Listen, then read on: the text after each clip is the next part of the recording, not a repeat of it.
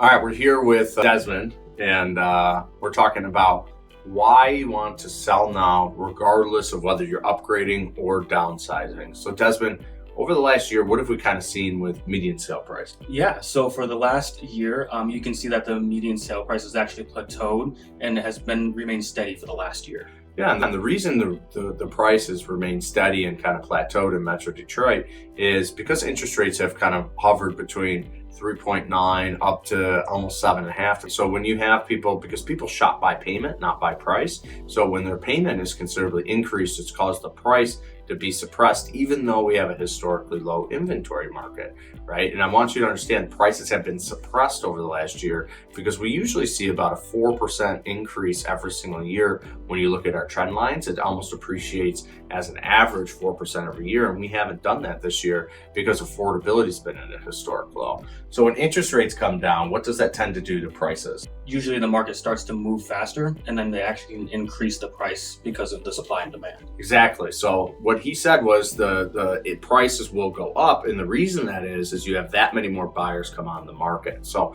let's run some scenarios here. Let's say you're upgrading and you're currently in a $300,000 home, and let's use that 4% trend line that we talked about before. Come down a little. You have every 0.25% is 1 million new buyers that come on the market and on a national basis. So if you're in that $300,000 house and you have a 4% increase, which is what the average is over time, right? That's taking that $300,000 house and now making it $312,000. Let's say you decided to move today before that happened and you went from 300 to, let's just say, a $600,000 house. And we see that same 4% appreciation, which 4 times 6 is going to be 24. So you're going to move from a $600,000 house. Now it's going to be $624,000. So the difference between those two, you're actually losing by waiting.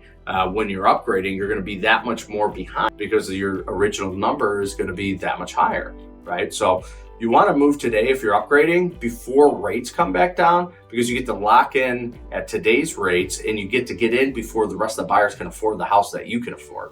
Right now, if you're downsizing, why would today be a great time to downsize? Is what have we seen around inventory? It's what? The inventory is actually dipped a lot. It's historically low, right? So inventory is historically low. And so if you're downsizing, and let's say your house, you owe $150,000 on, let's just use that $500,000 house, that gives you $350,000 to $400,000 in equity. And because when rates come back down, you're going to have that many more people that can go and buy that house.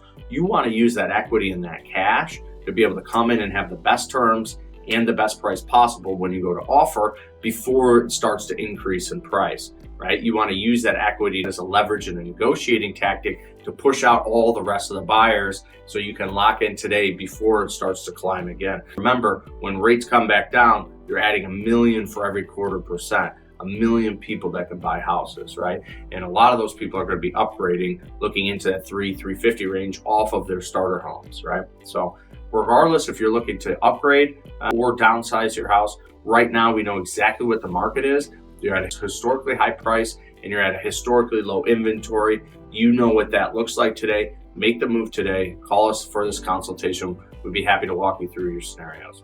So appreciate you joining me today. Call us. Look forward to talking with you. Thanks.